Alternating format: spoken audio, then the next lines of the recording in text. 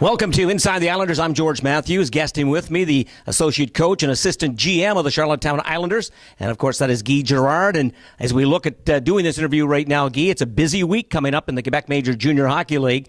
And one with a lot of pride as franchises, they believe at the end of this weekend with the Q Draft, of course, that they're going to be stronger. And as well, of course, as far as the Q is concerned in the Maritime Division of the Quebec Major Junior Hockey League, a lot of pride as well with Bathurst winning the Memorial Cup this past weekend, of course, in Regina. And Bathurst, the smallest franchise market-wise in all of the 60-team CHL. And when you see a team like Bathurst win a Memorial Cup, it certainly gives every other organization that is considered to be, as far as marketing purposes are concerned, middle to smaller, gives them a little bit of a quicker step. Yeah, for sure. Like everything else, everyone's going to try to model the champion. So for us, it's great because they're a small market team, and it shows that it is possible to do it. So, I think we did a lot of good things as an organization this year, and we were right there behind with Bathurst. So I think the future is going to be bright for us. Islanders certainly over the last couple of seasons had, for the most part, the Titans number going 14-4, 8-1 2 years ago, and this past season 6-3 against the Titans as well. But when you look at your own club, Guy, at this particular point, the season coming to an end, and it hasn't come to an end for a long period of time. You've had about 3 weeks off here, and the reason why, again, this franchise moves into the third round. That's back-to-back seasons of the third round of the Quebec Major Junior Hockey League, and when you have back-to-back seasons like that, a lot of success. Perhaps a couple of years ago, a talented hockey club as far as skill was concerned. This past season, a team that really the fan base grew to love because it's a team that works hard, a lot of character, and as a coach, you got to like that. Yeah, I think the key word there is team. It was every night it was a group that went out, and we had a group goal, and everybody did whatever they could to help the team get better and get further into the playoffs. And that's why we had a lot of success. We had a different hero every night. We didn't look to one or two guys to carry the load. So I think that's what really made us successful. Post-Christmas, Guy, you take a look at the hockey club, Brett Budgell, Nikita Alexandrov, a couple of youngsters, a 16 and 17-year-old for this franchise. They turn the corner big time here, and you look at these two particular players as players that will be building blocks for this franchise over the next 2 or 3 years. Yeah, you always see the potential in these players, but it's nice for them to actually go out there and show what they can do and really take that next step. And we're extremely excited with both of them coming back, with a lot of our core coming back. We can return up to 15 players, so we're excited about next year as well. And the players were given the mandate to go home and to not be satisfied with what we did this year, to try to come back and be even better and to be even fitter and even stronger so that we can continue this path next year. Potential as you move forward, of course, here into the offseason, into training camp, the rookie training camp, and, of course, the big camp coming in August as well. You could possibly have 13, 14 players returning. But as well, you look back at the 2017 draft, the Euro draft, of course, Alexandrov comes through. Brett Budgell, you get a huge steal in the second round with his selection. Talk to us a little bit more about what we can expect in the future here as far as the rookie camp in August is concerned, and perhaps the big camp of who we might get from still that 2017 draft. Well, that's the thing with junior hockey. You hope that some of these kids come in here and make your job difficult and come and fight for a spot. So we have, Morrissey, that's we're hoping that he chooses this path. We know that he can step right in and be a contributor. If we look at last year's training camp, he was paired with Budgell and Alexandrov in training camp, and they seem to have an instant chemistry. So we're still hoping something can be done there. We have Antoine LeBlanc, who had a really good season captaining his midget AAA team. He's really beefed up. He's over 6 feet. He's almost 190 pounds. So he's one that's going to be pushing for a job.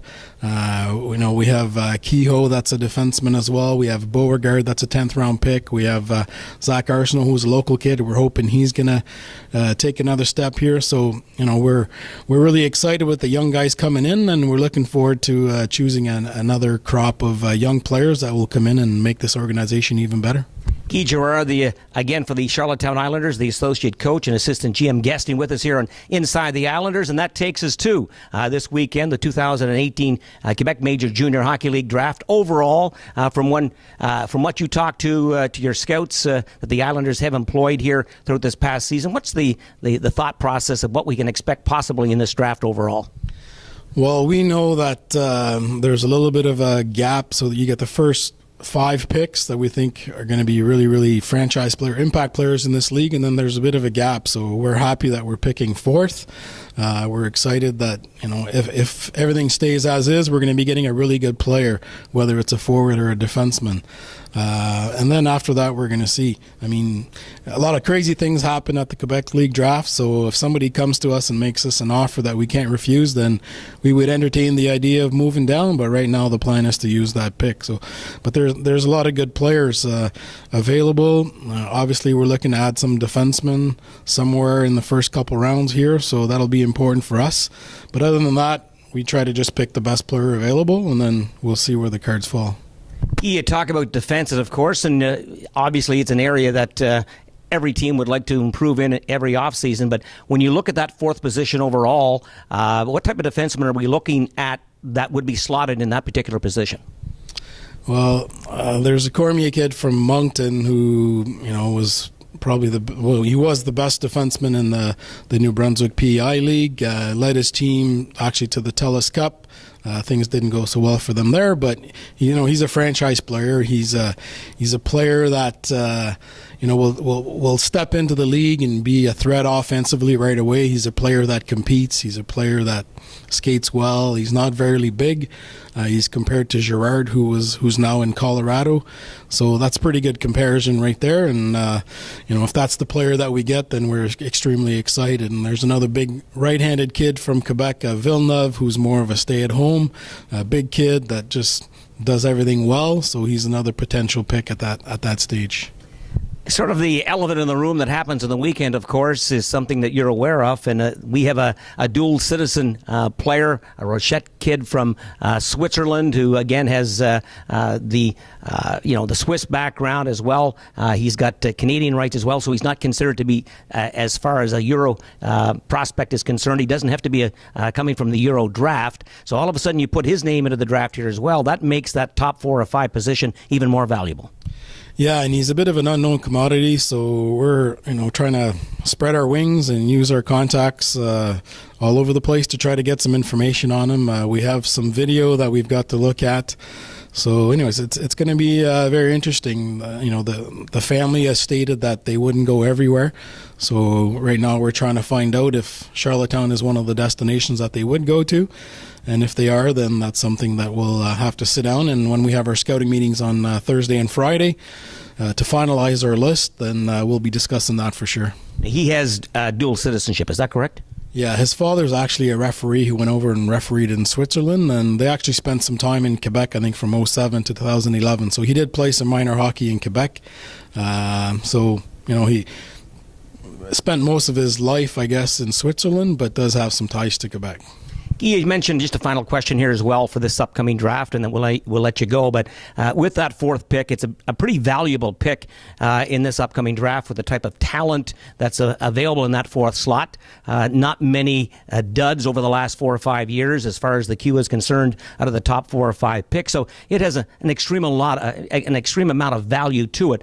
But if you move off that pick, you would be looking for multiple picks back in return. Is that correct? Yeah, just history's shown that if you move down in the first round, you can recoup, a couple first-round picks and possibly a second. So somewhere in that neighborhood, or a prospect or a player that's ready to play. So, we've done our homework. We've looked at the history, and we're just going to wait and see what happens, because it is a great pick, and we're not opposed to taking the pick because we know we're going to be getting a great player at 4. And again, this coming weekend, the Q Draft and the Islanders at the end of the weekend expect and hope to be a lot better franchise than they were at the start of this week. For Guy Girouard, I'm George Matthews. You're watching Inside the Islanders.